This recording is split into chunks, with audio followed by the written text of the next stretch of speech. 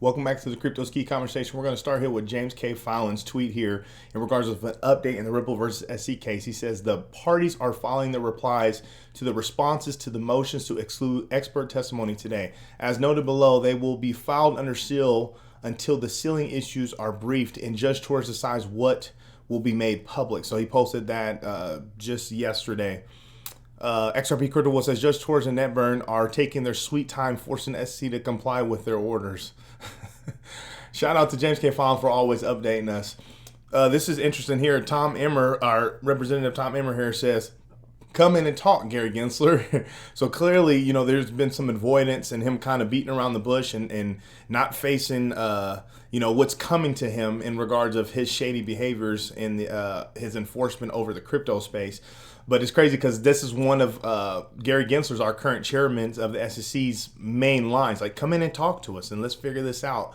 And it's like Tom Emmer goes, come in and talk, which is huge. Johnny Deaton goes, I'm hopeful the new day you reference is coming when Gary can't avoid attending a congressional hearing on SEC oversight. Considering he has deliberately ignored the 72,000+ crypto holders I represent, I'd be happy to testify sitting next to him about his unique form of quote-unquote protection.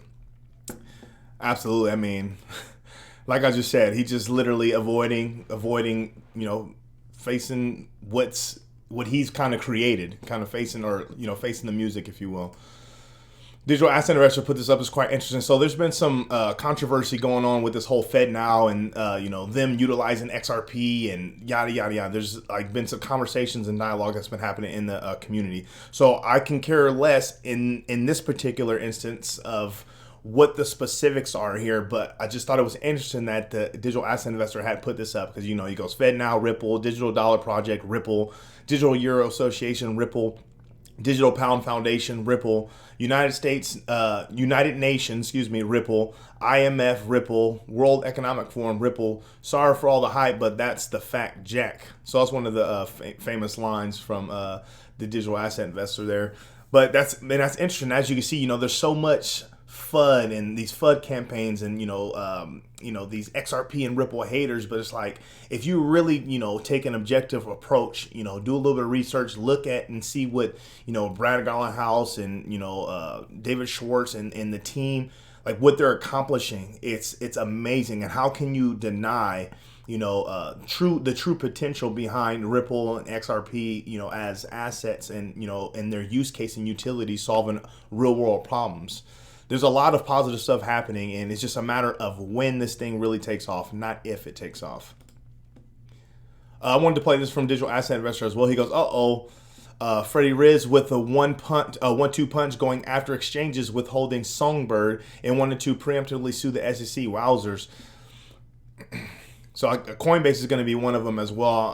I'm sure. We'll see what happens in regards of as this thing goes on and as people start stepping up and kind of fighting for their rights to their airdrops. So let's take a quick listen into this. And one of the things we're going to be working on is getting people back some airdrops that they're entitled to that they hadn't. The first on my list is Songbird.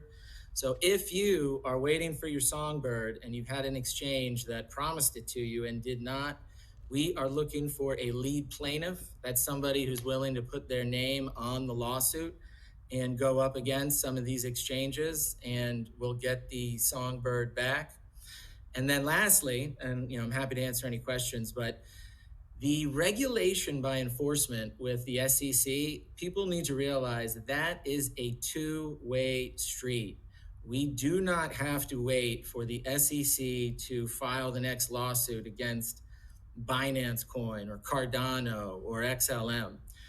If you are interested in going on the offense against the SEC and you hold any coin, not XRP, that's being handled, shoot me an email, info@XRP Lawsuits, contact@hodllaw.org, and we can talk about it because it's time to take the fight to the SEC. So absolutely, he's absolutely right there. And right here, Jeremy Hogan says, take the fight to the SEC. And that's it. We got to stand up for what's right and stand up for, our investments and, our goals for our families and our futures and for the future and health of this space as well. This is from Watcher News. It says MicroStrategy sued by DC Attorney General for tax fraud. So coming out here, it says, let me zoom in here. Attorney General Racine claims that Saylor has lived in the DC district for over a decade. However, he has never paid any DC income taxes. He adds that the lawsuit also includes MicroStrategy. Racine alleges that the company helped Saylor evade taxes he legally owes on hundreds of millions of dollars. So that's Michael Saylor there, the Bitcoin maxi. This is a tweet right here from Racine here. It goes, new today. Let me zoom in here. It says, new today. We're suing Michael Saylor, a billionaire tech executive who has lived in the district for more than a decade but has never paid any DC income taxes for tax fraud. It says, we're also suing his company, MicroStrategy, for conspiring to help him evade taxes he legally owes of hundreds of millions. The first lawsuit brought under DC's recently amended False Claims Act, encouraging whistleblowers to report residents who evade our tax laws by misrepresenting their residence. With this lawsuit, we're putting residents and employers on notice that if you enjoy all the benefits of living in our great city while refusing to pay your fair share in taxes, we'll hold you accountable. Yeah, it's interesting. So we'll see what comes out about this. But yeah, Michael Saylor and MicroStrategy and I'm lagging here, are going to be in the lawsuit here. Digital Asset Investor says the biggest scam in crypto is the "we don't know who Satoshi is" scam. So there's been we showed it on this channel. There's been a video out from I always forget about the agency, blanking. I want to say Homeland Security or something. There was a video that was out, and this woman speaking about, sending a representative over to meet with the so-called members of the Satoshi Nakamoto, to have a better understanding of this Bitcoin and crypto thing. So the cat's out of the bag, as they say. I mean, or you can't put the toothpaste back in the tube. And I think he's 100% correct on this. The whole theory of we don't know who Satoshi Nakamoto is. It's like, all right, well, I think there's some answering that needs to be done there, and it's a matter of when. I mean, who knows if we'll ever really know the true identities, but some people out there do, I'm sure. I mean, my opinion. This is from Watcher Guru. It says, just in, Robinhood adds support to send and receive Matic on the Polygon network. So that's some interesting information there, because I know, as of before this, when you would purchase, whatever crypto was available, whatever digital asset was available on their platform, it was they custodied it. You couldn't do anything with it. So now that they're supporting these things and you're able to actually utilize it almost as a wallet, just like you would any other exchange, you could send and receive stuff. That's absolutely huge. This from Cointelegraph here says, hardware wallet treasures enable direct crypto purchases with MoonPay. The new integration with MoonPay and Satoshi Labs founded NVIDIA platform provides buy, sell, and exchange features directly in the Trezor wallet. So that's pretty huge. So if you utilize a Trezor wallet, I mean, that's huge there. We're going to end on this one here. This is from Cointelegraph as well. It says, Mt. Gox trustees release repayment procedures update. The restriction reference period is one of the final steps in repaying creditors, according to the document released Wednesday. So remember, there was this big, speculation of, they're going to dump, all 137,000 Bitcoin that's going to be released, going to be dumped on the market. And there was a lot of FUD and fear that came out, and obviously we saw some downward selling pressure within the market, but that hasn't happened. That hasn't released them. But in the information here, it says, according to the file, the restriction reference period starts on September 15. During the phase, the assignment, transfer, or succession, provision as collateral, or deposition by other means of rehabilitation claims are prohibited.